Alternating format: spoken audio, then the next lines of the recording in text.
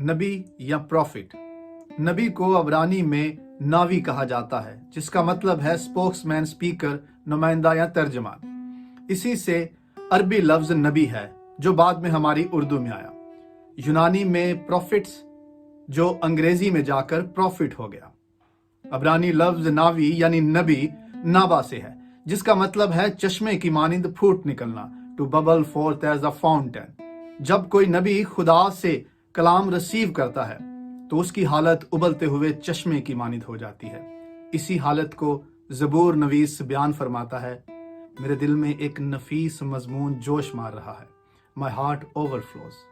इल्हाम नबी के दिल को लबरेज कर देता है।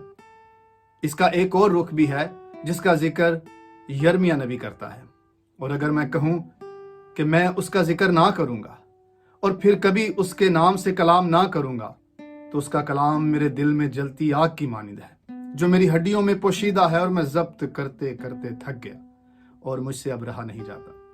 किताब मुकद्दस में और दुनिया भर में बहुत सारे नबी हैं।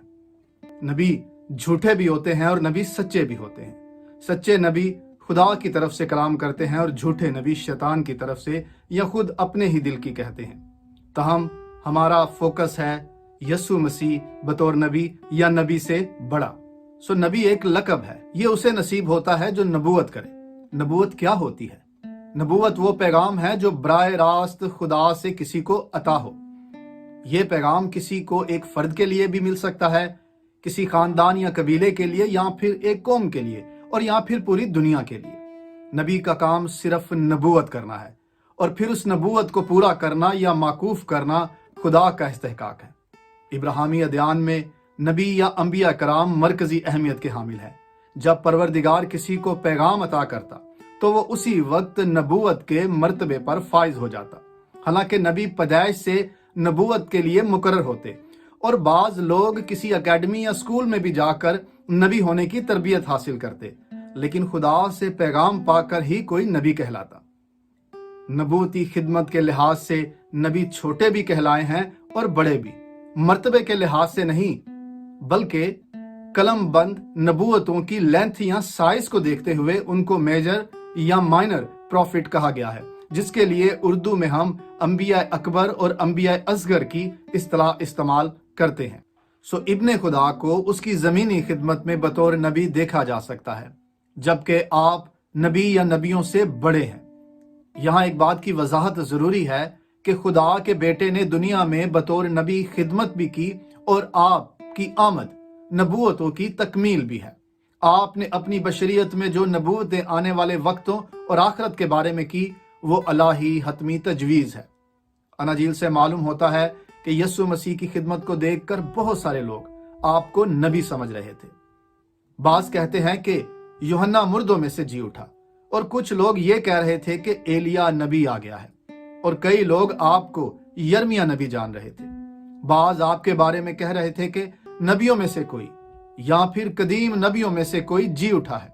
असल में यहूदी ये मानते हैं कि नबी या बुजुर्गों में से कोई दोबारा आ सकता है। इस बारे में बहुत सारे नाम हैं जो यहूदी दस्तावेज और अहद जदीद में नजर आते हैं, जिनमें से कुछ का जिक्र अभी हमने किया भी है। मसलन बुजुर्ग मूसा, बुजुर्ग हनूक, एलिया नबी, यर्मिया नबी। बात यह है कि लोग आपको नबी मान रहे थे, जैसा कि लिखा है, और हजूम या भीड़ ने कहा कि ये गलील के नासरत का नबी यस्सु है, और उन्होंने यानी फरीसियों ने उसे पकड़ने की कोशिश की, मगर अवाम से डरते थे क्योंकि लोग उसे नबी मानते थे। और फिर सामरी औरत का इकरार है कि ए खुदावंद, मुझे मालूम होता है कि तू नबी है। मुकद्दस लूका दर्ज करते हैं, एक बड़ा नबी हम में से बरपा हुआ है और खुदा ने अपनी उम्मत पर नजर की है।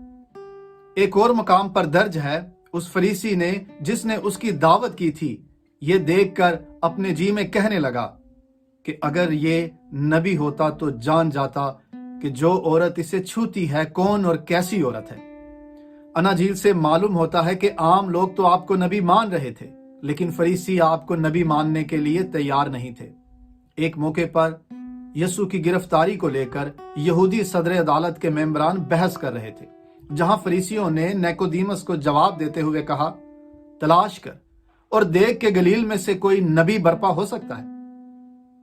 और फिर सब्बत के दिन आपने एक अंधे की आंखें ठीक की।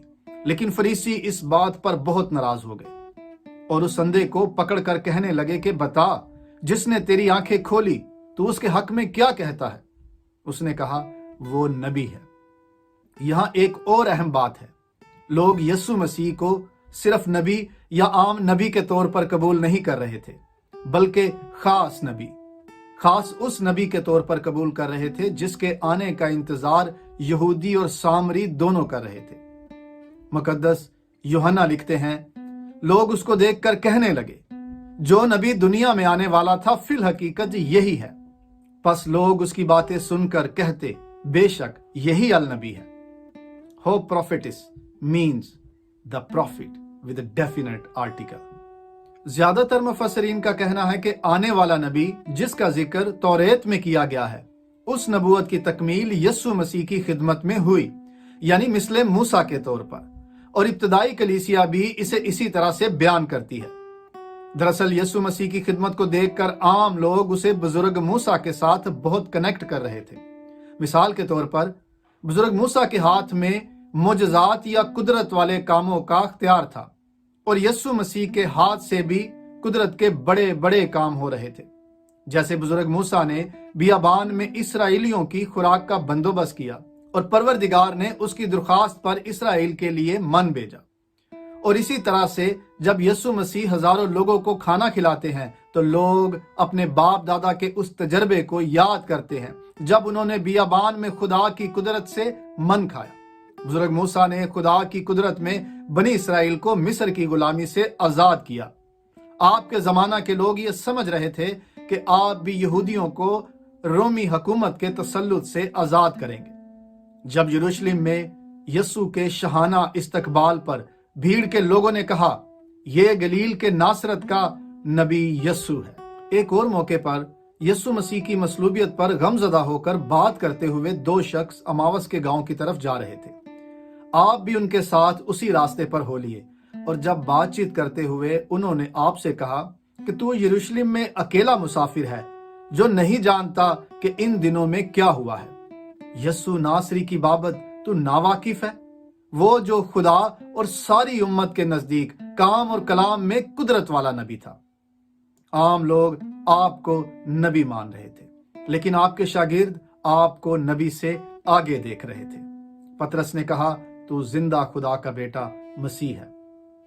अब देखते हैं कि यीशु मसीह खुद के बारे में क्या फरमाते हैं।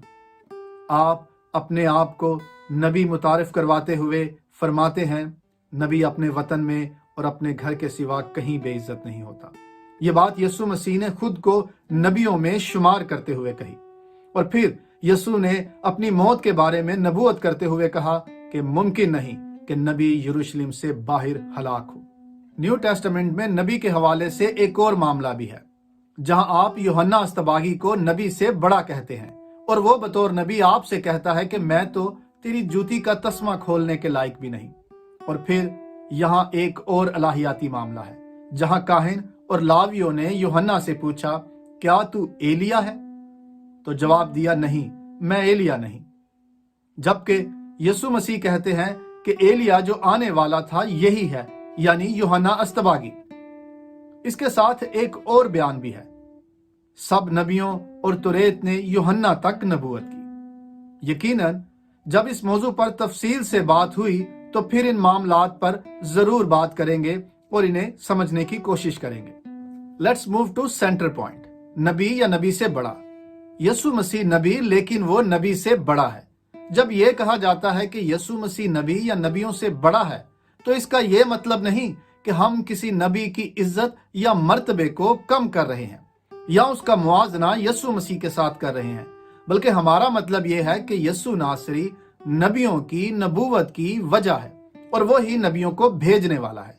हम जानते हैं कि बुजुर्ग इब्राहिम कौम इसराइल और कई कौमों के बाप हैं और वो खुदा का नबी था। यीशु मसीह फरमाता है कि तुम्हारा बाप इब्राहिम मेरा दिन देखने की उम्मीद में बहुत खुश था और उसे वो दिन देखना नसीब हुआ और वो निहायत शादमान हुआ, क्योंकि इब्राहिम के वजूद से पेशतर मैं हूं। اور اسی طرح سے ایک اور موقع پر آپ فرماتے ہیں، دیکھو یہاں وہ ہے جو یونا سے بڑا ہے، یعنی یونا نبی سے بڑا ہے۔ نبی جب نبوت کرتے تو وہ خدا کے نام سے نبوت کرتے، وہ کہتے کہ خدا فرماتا ہے، لیکن یسوع مسیح جب کلام کرتے تو آپ فرماتے میں تم سے کہتا ہوں، کیونکہ نبی آپ سے کچھ نہیں کہہ سکتے تھے، لیکن آپ خود سے ہم کلام ہوتے اور نبوت کرتے، کیونکہ آپ ابن اللہ، ابن خدا، ابن یزدہ ہیں۔ آگے موضوع ہوگا یسوع مسیح بطور سردار کاہن یا ہائی پریسٹ۔